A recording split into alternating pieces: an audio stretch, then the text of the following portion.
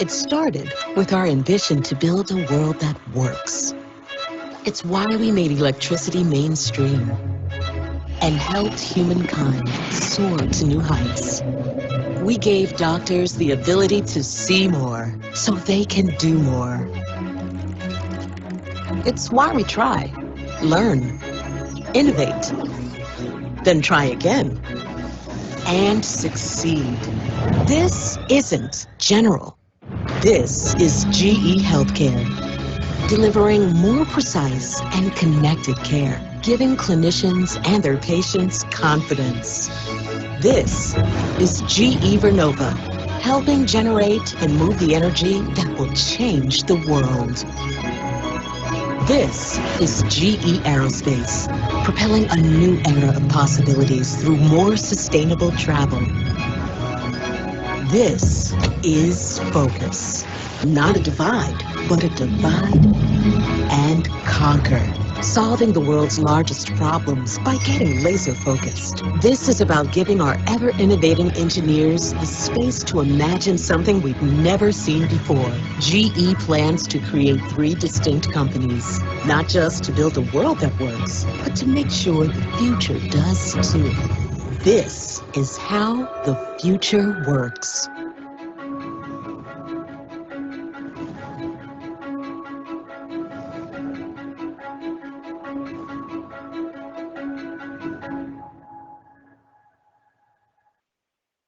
Good afternoon. We're so excited to have you here today. Welcome to our GE Research Info Session, which has now become an annual event. My name is Megan McGee, and I lead talent acquisition here at GE Research. We have over 500 people registered to join us today from the East Coast to the West Coast, representing all different universities. We couldn't be more pleased to have this time with you this afternoon. Now let's take a look at the agenda. We want you to know how we're organizing for today. So we'll start off with the GE Research overview, where we talk more about who we are and what we do. We then will dive into our technical focus areas in healthcare research, energy research, and aviation research. Then we'll switch gears and talk about how do you join GE Research and more about our intern program. Then we'll talk through our leadership rotational program, which is called the Edison Engineering Development Program. And then finally, we'll talk about direct hire full-time career opportunities. And then we'll leave time at the end for Q&A. Please use the chat feature to insert the questions that you have. Also, would encourage you to vote up questions that you are interested in hearing more about, so we know where the preference is for questions that you'd like to have answered today. We will try to get to as many questions as we can and have as many answers as we can for you as well. This will be recorded and made available to you after this session, so if you miss anything, don't worry. We're going to have plenty of opportunity for you to go back and be able to gather more information. So without further ado, I now have the privilege of handing this over to Corey. So Corey, take it away. Hello and good afternoon. As you just saw in our opening video, GE will transform into 3 industry-leading companies in healthcare, energy, and aerospace over the next 18 months. Each of the 3 new GE companies will lead with technology and will require strong R&D teams to drive their futures. Today, my colleagues and I will speak to you about the exciting opportunities available for you in GE Research as we evolve to support our 3 new GE businesses. Good afternoon and welcome. My name is Corey Barras and I'm the Technology Manager of Heat Transfer and Thermal Management Systems team at GE Research. I've been with GE Research for 14 years. We're excited to share and talk to you about our future in which we will be taking the GE Research model, multiplying it by 3, creating 3 co-located advanced research centers on our Niskayuna, New York, and Bangalore, India campuses to ensure our 3 new companies, GE Aerospace, GE Vernova, and GE Healthcare, can move with even greater focus and speed to lead and grow in their industries. Now, let me turn it over to Fiona Ginty to speak to you about GE Healthcare. Good afternoon, everybody. It's great to have such a big turnout today. I'm Fiona Ginty. I've been at the Research Center for 17 years now. Actually, I've worked in healthcare research for much longer than that. I'm a biologist by training, and over the last 20 years, I've been exposed to so much technology, but more so when I joined the Research Center. I started my career in microbiology and nutrition science, so that might appeal to some of you in the audience today. So it wasn't just a technology-focused career to begin with, but as I evolved my career and became more interested in technology, I found a perfect niche at the research center where we're exposed to so many different technologies, engineers, scientists, and have been able to build really exciting technologies together. So just to give you a short flavor of the GE Healthcare, you know, one of the most exciting things about working in healthcare is how much you see exposed, how much benefit you see patients exposed to, especially over the last 10 years in particular. So many things have changed. There's better treatments now for cancer. People are surviving longer. And of course, as we've seen with COVID over the last 2 years, the need for imaging has been tremendous in order to make a quick diagnosis of patients. So with that, there's more data, there's more need to transform the healthcare system so that the data is transformed or transferred more quickly. And so with healthcare, you see we've got a 4 million install base with 1 billion patients served annually, which is just a mind-boggling number. And then with that, even 2 billion scans per year. So that just gives you the idea of the scale of the data that has to be transitioned within the hospitals, and then of course delivered to patients. So with our Healthcare Research Center, we have many areas that we've been focusing on. Just to give you a flavor, an MR, the most powerful magnet in the world, that has been developed here, and that's been funded by the NIH. And we do a lot of work with the NIH, with DARPA, the Department of Defense, and that helps us to see around the corner and new technologies, and then we can better inform our businesses in terms of what they would need next. Ultrasound, more and more effort going into wireless and handheld monitoring. We've also some exciting new work in bioelectronic medicine. I'll talk a bit about that in the next slide. New advances in computed tomography, how to image tumors in a more fine way.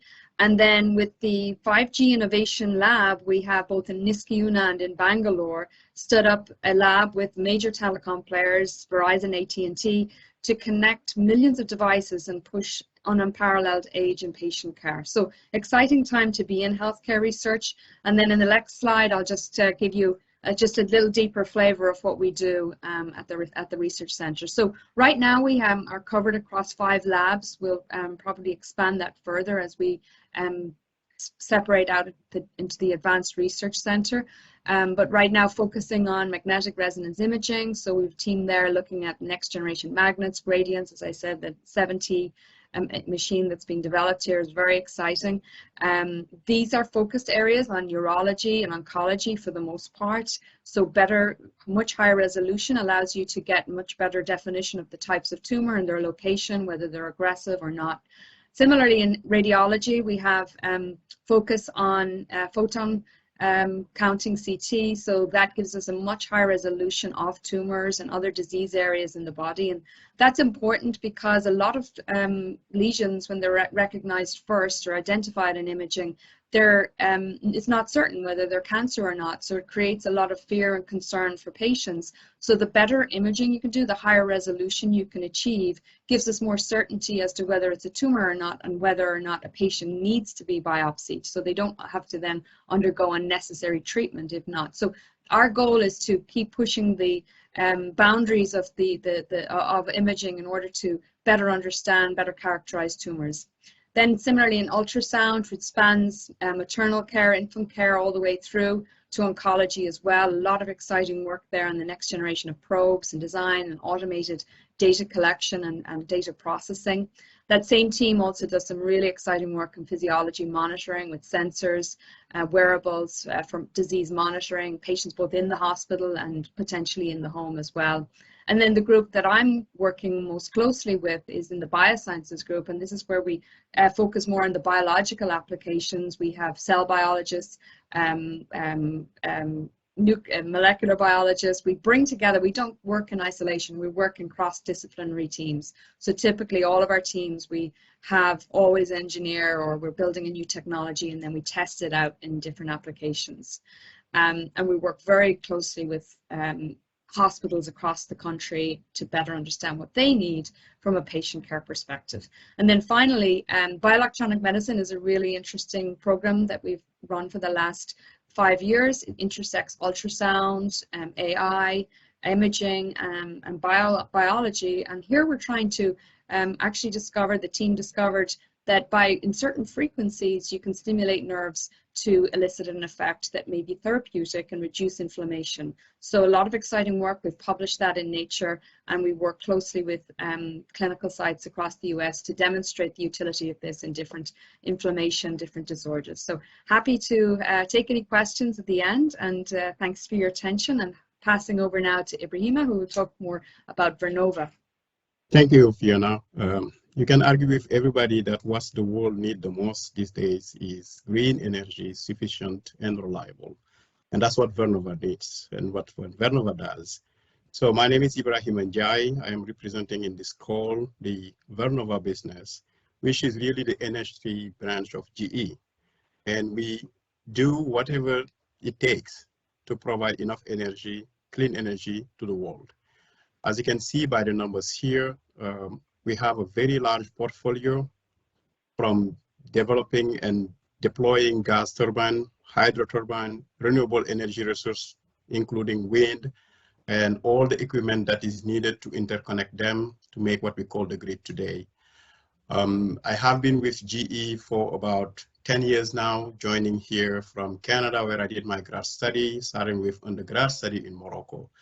So Vernova does whatever it takes to put a team together, and including people from diverse background, diverse perspective, but passionate enough about energy, about decarbonizing the grid to move things forward.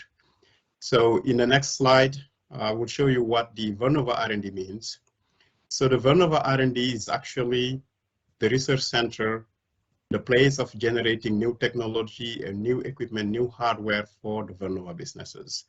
So we are organized in different labs as all the other R&D center of GE, and the mission that we pursue include decarbonization, where we develop technology for carbon capture, carbon sequestration, that can include direct air capture, which is really innovative solution that we need to continue using conventional energy resource that we cannot retire overnight. We know it will take a time to make a 100% green energy system. In the meanwhile, we need some solution so we can continue to operate confidently the grid with the conventional energy resource that we are using. That's what the decarbonization mission team is focusing on. One of the other important missions of the Vernova R&D is to put forward technology that will help us to absorb more renewable energy resource, meaning wind, meaning solar, meaning even hydro, to some area where they were not anticipating before. So we are developing technology to increase size and efficiency of offshore wind plant, for instance. That's why we develop technology that speak more to superconducting generator, which help us increase the power density of those equipment, which allow us to deploy it in far under in the sea. We are also developing technology that allow for the inverter or the type of equipment that we are developing to operate with those renewable to be more grid compliant in these days. You have heard technology that we call grid forming, which are pretty much technology that try to turn those renewable resources to operate as conventional energy resource that the grid knows and grid comfortable with. The other thread of the Vernova R&D is the electrification. What it does mean here is everything that was not electrified before that can take advantage and increase value through electrification needs to be done so. And I can give an example of electric transportation, which focus from everywhere from vehicle to train to mass transportation, Navy ships, and these days we are even talking about electrified aircraft, which our aerospace business is doing. Part of it is also energy storage, which is the other thread of technology that allows us to use more efficiency those renewable resources, because one of the challenge is the non-dispatchability. Energy storage allow us to maximize the amount of energy that we are putting into the system. And in my last slide, I can give you some example of electrification campaign, some different projects that we are working on, anywhere from the grid infrastructure to those hybrid solutions to how to convert those energy resources that we have to now the novel or more up-to-date technology, which are around DC technology. As you know, today, our grid is designed, built with what we call AC system, which is pretty much a system based on frequency. DC becomes the new technology that everybody is looking for. We are at the forefront of it.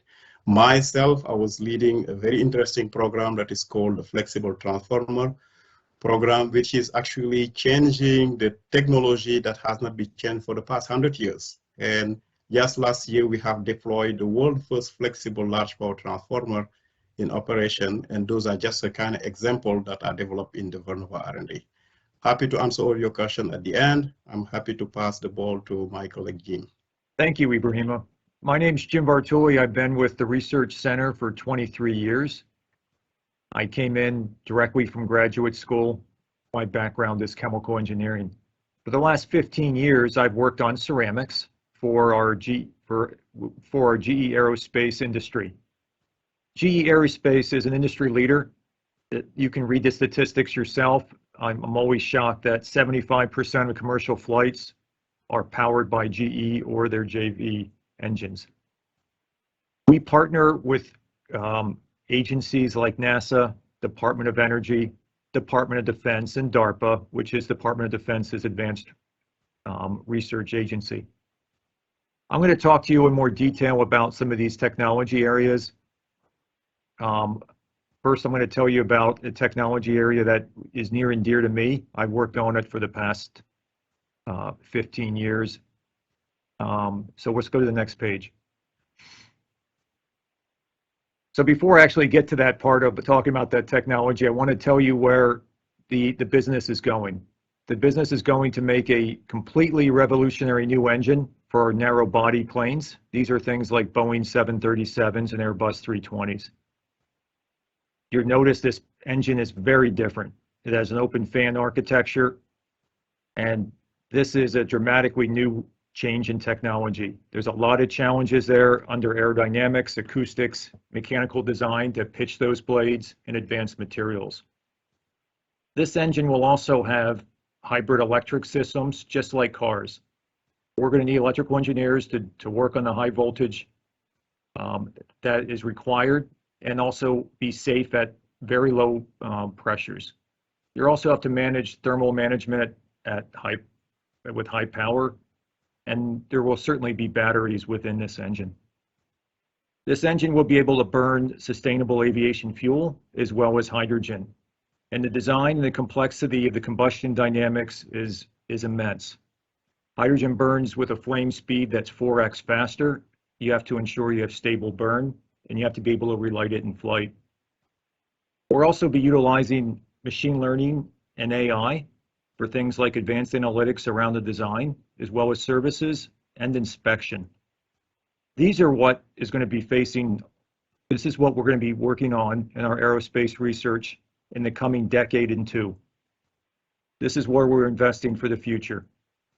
I'm going to talk to you a little about one of the technologies that I worked on, which was a major bet for this business. We can go to the next page.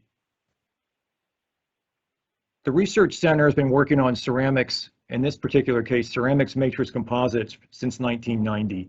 We would love to put ceramics in jet engines because they can operate at very high temperatures, higher than the metal that they would be replacing. They're lightweight. These things both factor into less fuel burn for the engine, which produces less carbon dioxide and less NOx. People get a little bit unsure about putting ceramics in a jet engine because they're not sure about its durability. This ballistic test shows you that the damage is localized and it doesn't propagate like it would on the windshield on your car. These would go in the hottest, most demanding parts of the engine, which are shown in that little yellow box on the bottom left. We can advance forward. The U.S. Department of Defense very much wanted to get ceramics into their military engines. And they want to understand what were the hurdles. They asked DARPA, which is the Defense Advanced Research Projects Agency to generate a report, figure out why we don't have ceramics inside jet engines.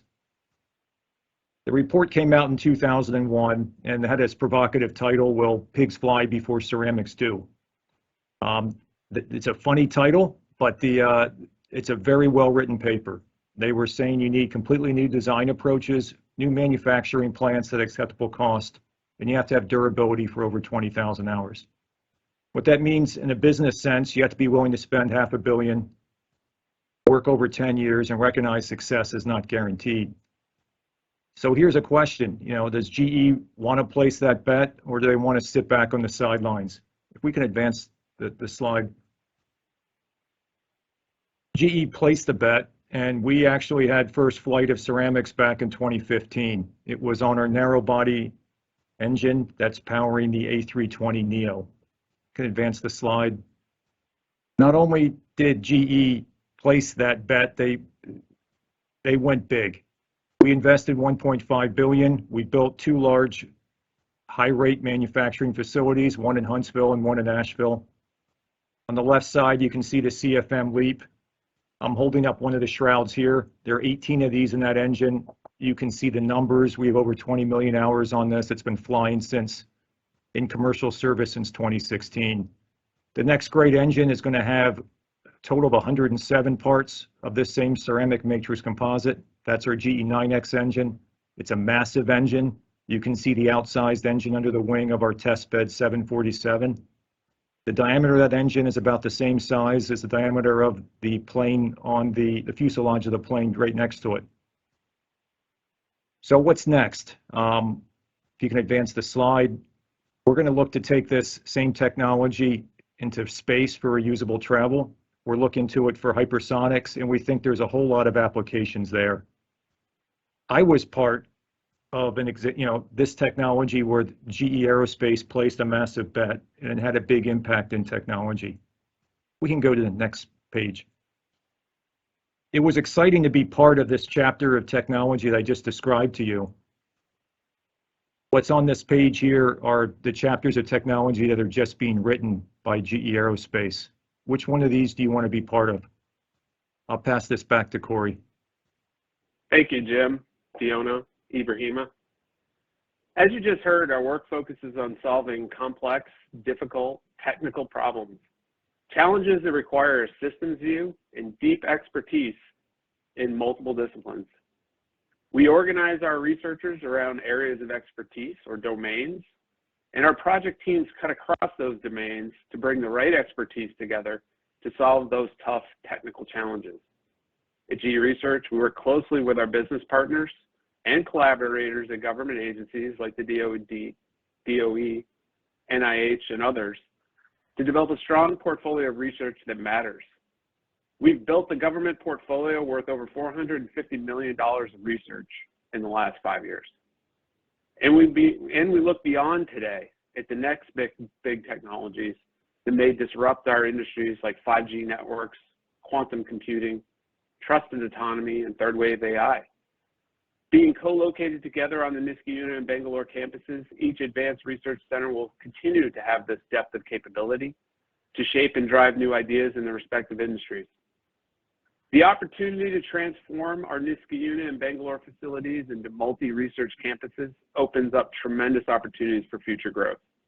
Collectively, the people at these centers will be able to access world-class facilities and resources, including 5G networks and supercomputers, to perform their work. We're committed to fostering the spirit of cross-collaboration and technical and cultural diversity that comes with being co-located on these campuses. We're excited for this next chapter of GE Innovation, where we will establish 3 world-class research centers on our Niskayuna and Bangalore campuses. Each advanced research center will give GE's new businesses leading innovation engines that shape their own destinies and place them at the forefront of their industries by solving some of the toughest challenges of our time. We're multiplying Edison's legacy by 3, and we want you to be a part of it. Now, Suzanne Wolf. Great, thanks, Corey. I'm always blown away by the technical presentations that my colleagues make. I have to tell you, it's exciting to hear it, We've practiced this a few times, and I have goosebumps just thinking about everything we're working on. Hi, everyone. My name is Suzanne Wolf, and I lead the intern program here at GE Research. We've told you a lot about us, what we have going on, exciting technology that we're working on. We're going to change gears a little bit and focus on you and ways to join GE Research. So let's go to the next slide. We have a lot of students on the call, a mix, primarily graduate students, but a mix of PhD students, a mix of master's students, and even bachelor students who are mulling an advanced degree. So here's the angles that we look at when it comes to recruiting students off campus. We have an intern program which is focused on students completing their master's or PhD. So when they're enrolled, maybe the summer before they start or summer in between for a master's student, third, fourth year PhDs, or even fifth year while you're finishing up your and writing. We also have full-time opportunities. My colleagues will talk about those individually, and so I'll give you a little bit of flavor for what the intern program is comprised of. So if we go to the next slide, we'll talk a little bit about our intern program holistically. Typically, it's summer. Yes, we do have students with us throughout the year, but the largest part of the program is during the months of May, June, and going through August. We typically have about 50 students involved in the intern program, and we focus on graduate level students. Each assignment is customized for the student. We talk with them ahead of time about what their research is in, where their ambitions lie, and try and match it with a very customized experience to really show them what does a career look like in an industrial research company for somebody that's working hard on a specific narrow niche degree. You get to work alongside of our technologists. We have people here who have graduated 2 months and 2 years ago, and some you're meeting today that joined us 15 and 20 years ago. We have a large workforce here in Niskayuna, New York. We have about 1,000 researchers. The whole site has about 1,200 employees, so it's a busy site with a lot going on. We offer a lot of professional development mixed in with your technical experiences and really build a community for our interns to become a part of. Most of the positions are on site, and most of the positions require some portion of on-site through our hybrid work week. It brings together in Niskayuna students from across the U.S. and the extracurriculars that happen, whether it's evenings, weekends, to explore the region, get the flavor for the Adirondack State Park, our lakes, how close we are to Manhattan, Boston, Montreal. It's really wonderful to see the group come together and have not only a fulfilling educational experience, but also personally too. And I know I saw some names of interns joining this from summer of 22. I'm thrilled that you took time out to get an update on where we're going, what we're doing, and hope you come back and join us as an intern or full-time. Great to have you with us.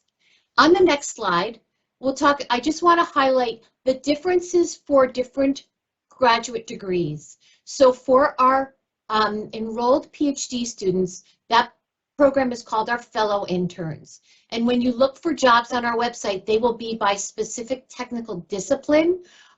For example, something in coatings or something in the material space, something in cybersecurity or hypersonics, for example. We're starting to post those on our site now. We'll give you a QR code at the end so you can easily find all of the positions that we have available for application. Those positions are always listed individually by technical discipline. Enrolled PhD students are fellow intern program. On the next slide, I'll talk a little bit about the program we have for enrolled master's students. And this is a one-size-fits-all job application for master's students. It's referenced here on the screen, and it's what we call the Edison Intern Program.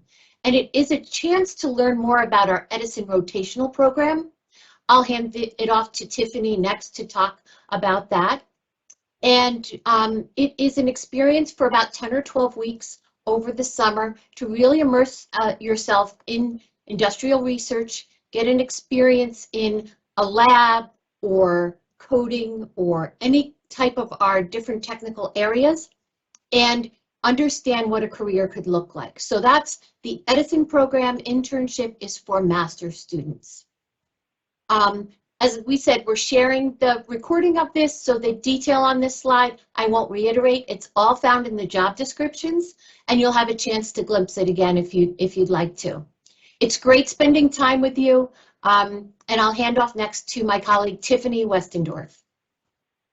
2 weeks ago, I celebrated my 18th anniversary at GE.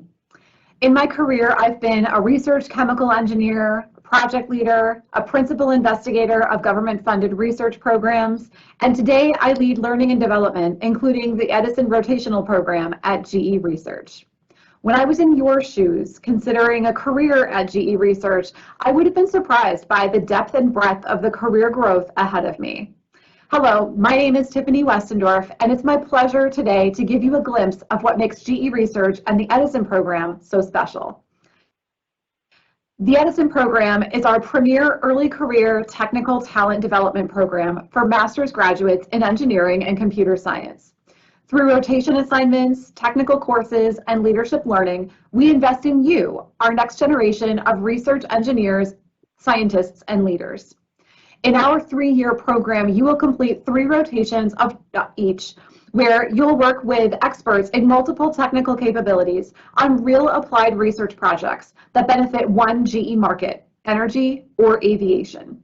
In these assignments, you will build on your academic background to expand your research impact in an industrial setting. Our technical curriculum introduces you to engineering according to GE and offers opportunities to customize your learning plan to your career goals. The curriculum includes coursework taught by GE experts and an independent research project where you'll choose an unmet customer need, identify a possible approach to addressing that need, engage stakeholder support, and lead a small project to demonstrate feasibility of your new idea. Throughout your time in the Edison program, you will grow as a leader through courses and experiences designed to expand your influence and collaboration, enhance your communication and presentation skills, and your effectiveness as a technical leader. Now that I've introduced the framework of the Edison experience, let's hear from one of our current program members, Samantha McGuigan, about her experience as a GE Research Edison. Take it away, Sam. Thanks, Tiffany. Hi, everyone. Today I want to share with you about my experience as an Edison engineer so that you have an idea of what that journey might look like. I'm a third-year Edison, and I started at the Research Center in August 2020, with my first rotation being in the manufacturing group. I was doing non-destructive testing using ultrasound and infrared radiation, where I inspected aviation parts to find inclusions before those parts went into service. In that rotation, I really learned how to do experimental setups. And with that, I wanted to further that experience for my second rotation and really learn about how to actually build that equipment that I was doing all my experimental setups with. So for my second rotation, I decided to go into mechanical components and systems. And for me, this was really a stretch rotation because I was accessing areas that I had never had exposure to before. My main project was air to water, in which we were developing a machine that could literally make water in the harshest environments. My job in this rotation was really to become a leader in building and testing those rigs. From my first rotation, where I was learning about setting up experiments, and my second rotation, where I was learning about how to actually build those experiments, I decided that for my third rotation, I really wanted to learn about how to actually design those experiments. I decided to stay with mechanical components and systems, and I wanted to stay on air to water because of the impact that that project had. But I also wanted to include a project called SensiWorm, which is a robot that can inspect jet engines. And for that project, I really am taking the opportunity to design this robot. I've also done other things outside of my rotation, such as coursework to learn more skills. I've done recruiting, I've done team building, and I've done things outside of work, including being on a soccer team with other Edisons. Each Edison has their own experiences, but hopefully this gave you a glimpse of how the Edison program has helped me to become a more well-rounded researcher. Thanks, and back to you, Tiffany. Thank you, Sam. You touched on something that is an important aspect of culture at GE Research and the Edison program. We work hard, and we also have fun and build a support network among Edisons and our research colleagues. GE Research Edisons have joined us from all over the U.S. When you've just finished grad school and you've moved to a new city, it can feel isolating. In our program, you connect with others in the same situation early on and build your support network quickly, both in the office and outside of work. In my 18 years at GE, the people have been the best part. I consider myself very lucky to work with such amazing Edisons and research colleagues every day. If this all sounds interesting to you, these opportunities for growth and development in the GE Research Edison program, let's talk about what we look for in Edison candidates. GE Research Edisons are academically excellent master's graduates. Megan will address opportunities for PhD students later in this presentation. Due to the nature of our work, we do require permanent U.S. work authorization for all U.S. positions in the Edison program. We will not provide visa sponsorship now or in the future for Edison roles in the U.S. If you have work authorization in India, you might be interested in an Edison role at our GE research facility in Bangalore. Please refer to ge.com/careers for that job posting. Some Edison rotations offer the opportunity to obtain U.S. government security clearance. Because our work is multidisciplinary, GE Research Edisons hold degrees in a variety of STEM majors. Now you might be wondering, what would make me stand out as a candidate for the Edison program? GE Research Edisons have a passion for R&D, solving tough technical problems that no one may have solved before. GE Research Edisons are experienced outside of the classroom. They took opportunities to apply their academic background to internships or co-ops, and especially research experiences, which may include completing a master's thesis. Our work at GE Research is highly collaborative and team-based. GE Research Edisons are skilled in working with people. They are strong communicators, they are campus leaders, and they reflect the GE leadership behaviors of humility, transparency, and focus. To conclude on the next slide, when I reflect back on all of the roles I've held in my 18 years at GE, leading the Edison program has been my favorite so far. I hope to see your application to the GE Research Edison program in either our aviation industry or our energy industry track. As we start a new chapter for the company, GE Research Edisons are poised to innovate the energy transition and future of flight. Now I'd like to turn it over to Megan McGee to address opportunities for PhD students in our organization. Great, thanks, Tiffany. All right, so we're going to talk a little bit more about direct hire roles and the PhD track. So again, thinking is GE Research the right place for you? You must be graduating with your PhD for the full-time positions that we have, or enrolled in a PhD program if you're considering the fellow internship program. For certain roles at the PhD level, we do have the ability to sponsor visas. We'll talk a little bit more about that in a minute here. Again, similar majors to what Tiffany spoke to, although depending on your technical capability in your program, there are other related STEM majors that we do have accept and have people in the research center in other majors as well. What do we look for? So really a passion to be in research and applied research, and what is the difference in industrial research, which we'll have some answers to that from the Q&A section. A very consistent track record of strong academic track record and high competence in the technical side of things. We love to see previous hands-on experience, either internships or co-ops, or maybe some research experience that you've done with the government or with a national lab. We really love creative ways. We're doing a lot of unique things here, so being creative and figuring out how to problem solve. We love our entry-level talent coming in the master's and PhD programs, because it's a creative new look to come in and think different ways to solve problems here. And then really an execution mindset. You work on very cross-disciplinary teams at different levels. I think that's one of the more exciting things we hear from our early career folks is experienced people at GE Research love to mentor, they love to help, they care a lot about talent and making sure they can help with development and things like that. So if you go to the next slide. So now that we've talked a little bit about the intern experience, Tiffany talked through the Edison program and the PhD routes, we're hoping you're very interested in a career here because we are hiring. You can pull out your phone right now, you can snap the QR code while we're talking. But again, you know, what's exciting here is if you'd like to impact the world in either leading the future of flight, or maybe it's in precision healthcare, or the energy transition, this is the place for you. So then on the next slide, this is really a recap of some of the discussion points you've heard today. So obviously we've talked through the target majors that you see there. And then when we talk through requirements for U.S. work authorization. So for masters, you have to be a U.S. person, so a green card holder or a U.S. citizen. If you're a PhD, we do have the ability to sponsor visas depending on the role. We do a lot of work with the government and a lot with military, so there are roles that government requirements state that it has to be a U.S. person or in some cases a U.S. citizen.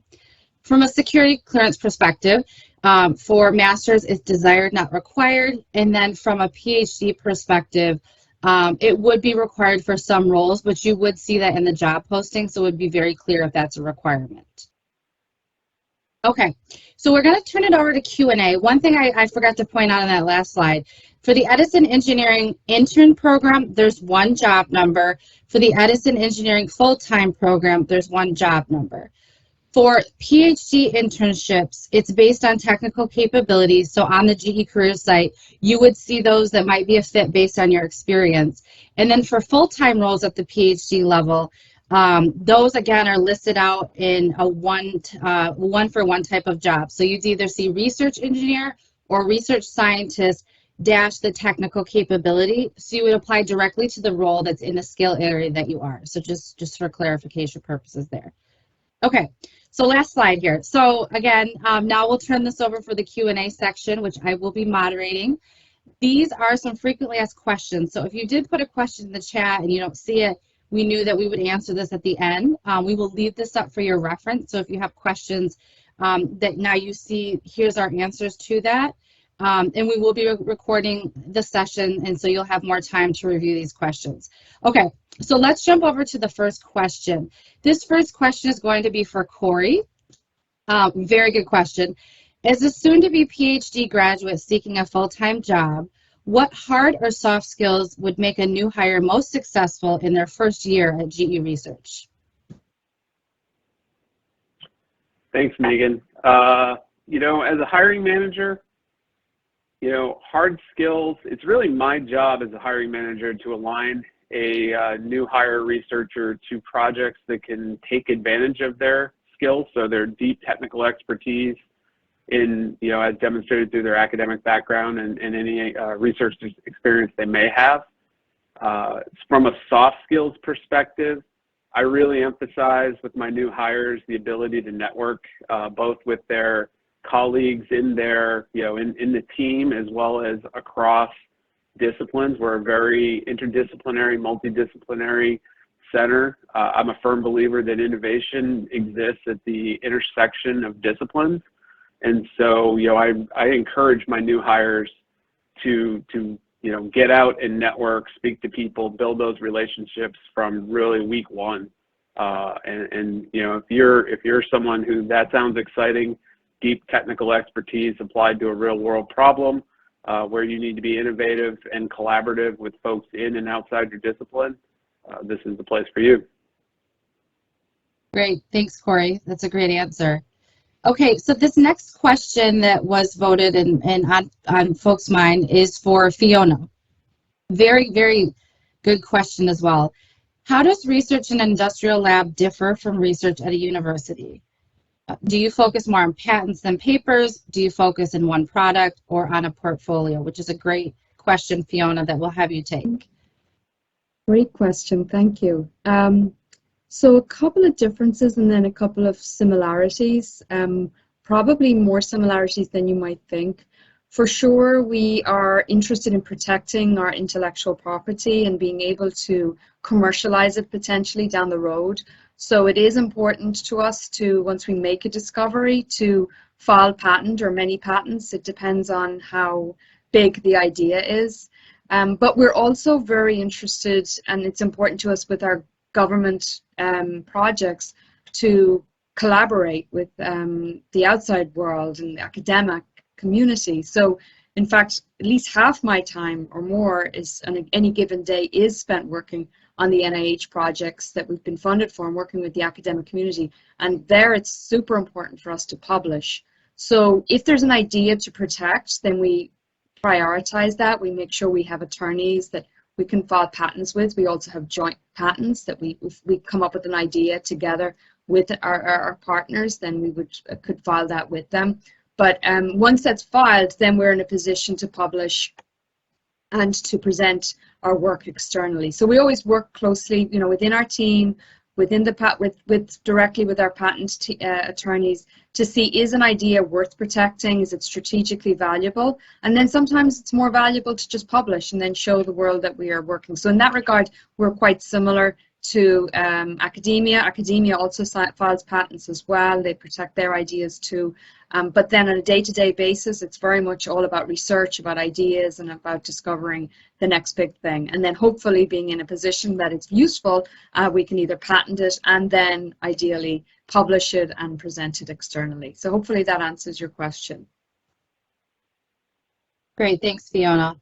And I guess similarly on that, Jim, for you, there's a question, and you could also help with the aerospace side of it on that same question, but also there's a question on what skills and qualifications are required from a PhD graduate to work in the GE Aerospace section. So Jim, maybe you could take that.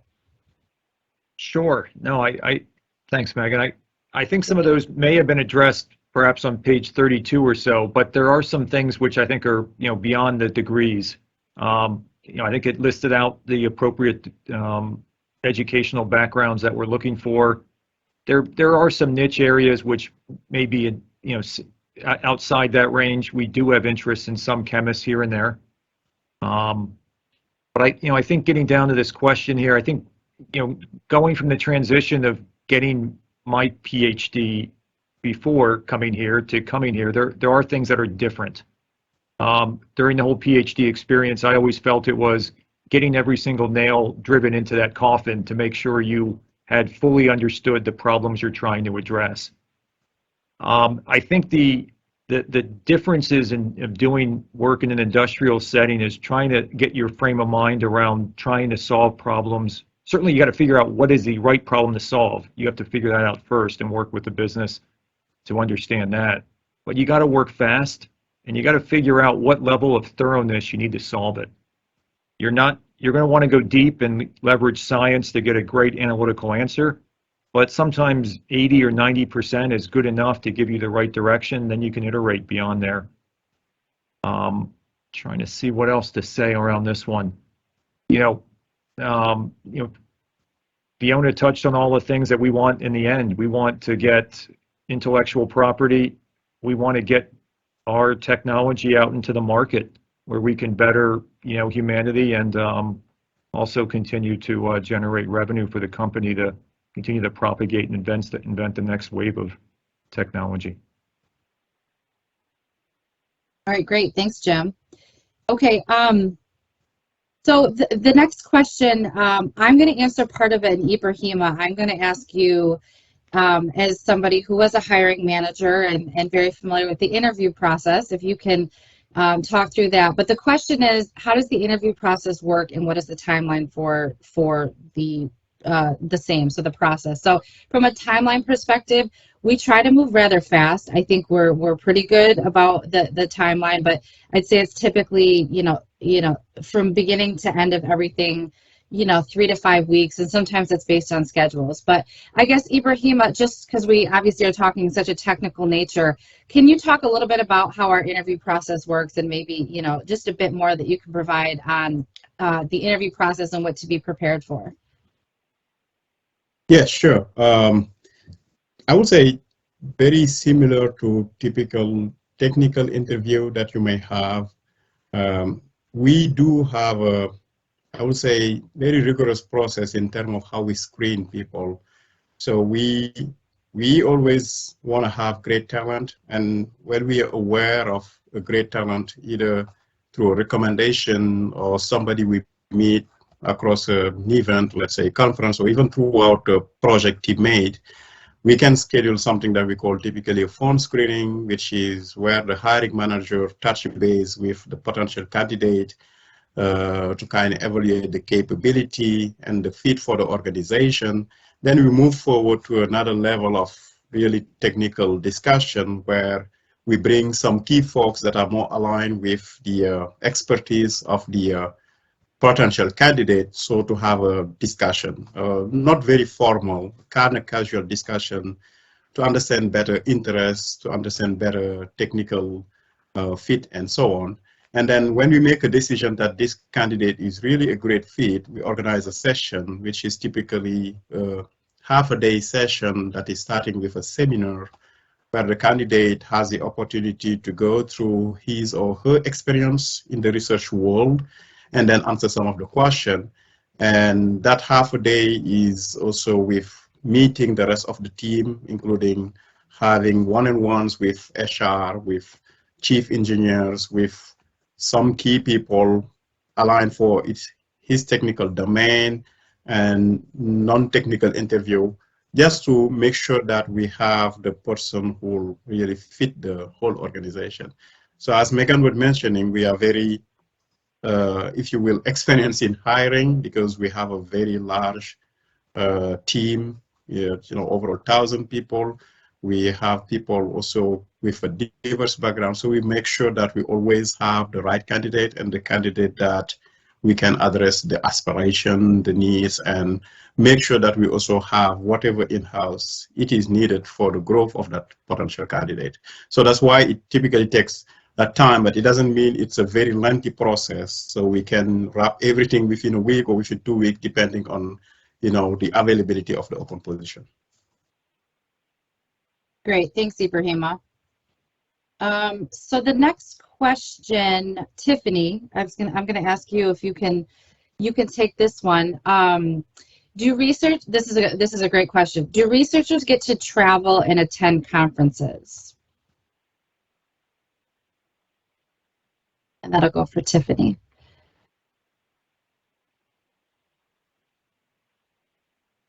Thanks, Megan. Happy to chime in on learning opportunities for researchers.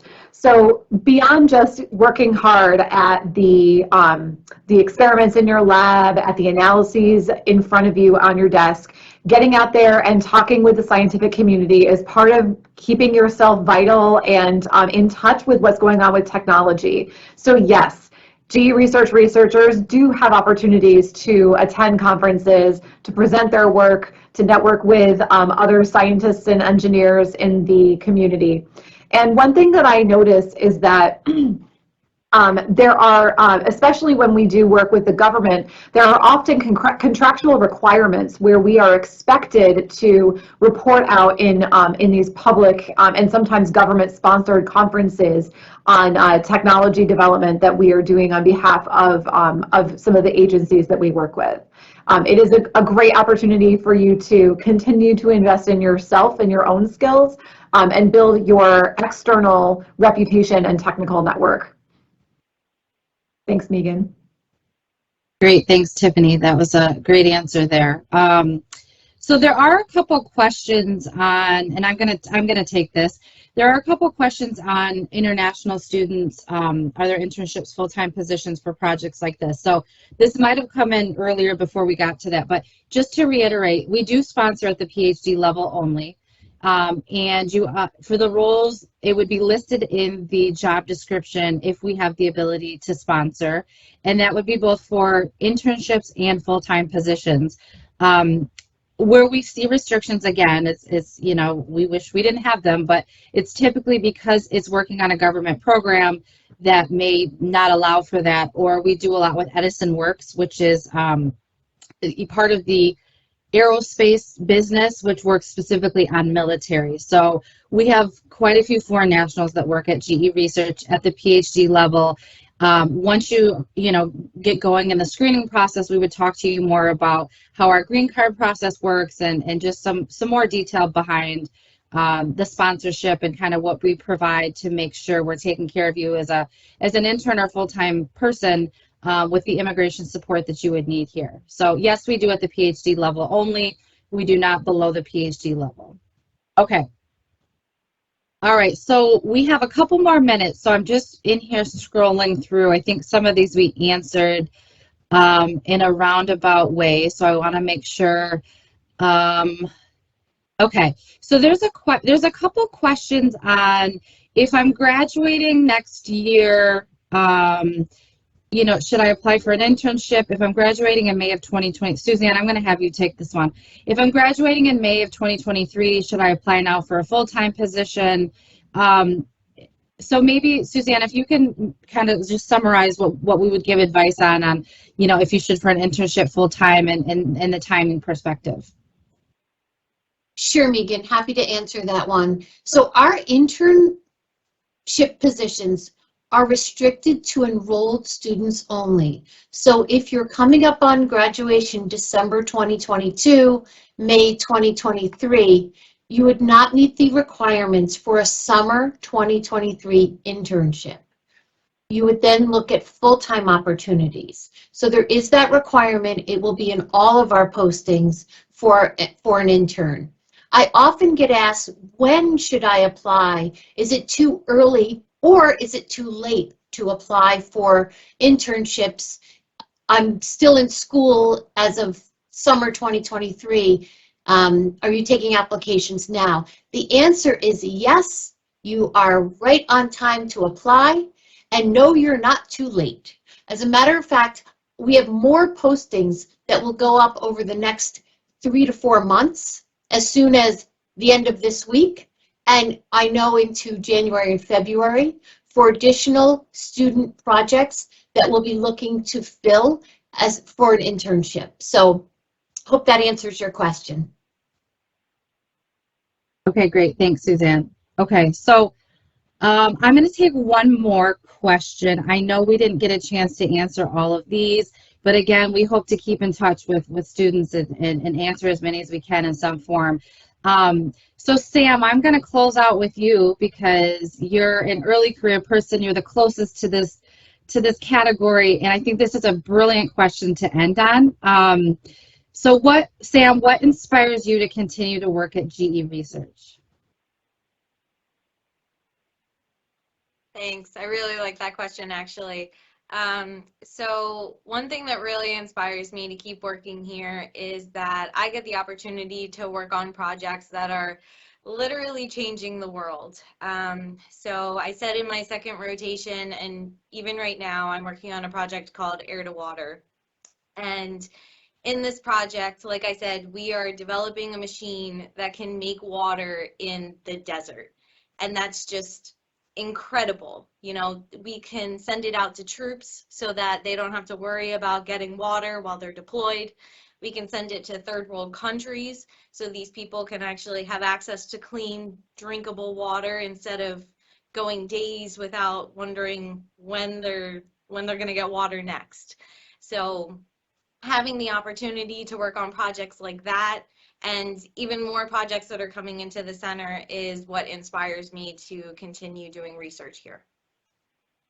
Thank you. Well, that's a perfect way to end our Q&A. So we're at the top of the hour. Thank you again for joining. Before you leave, please, we want to end on a quick video from this summer's intern program. So take a look, and thanks again for joining.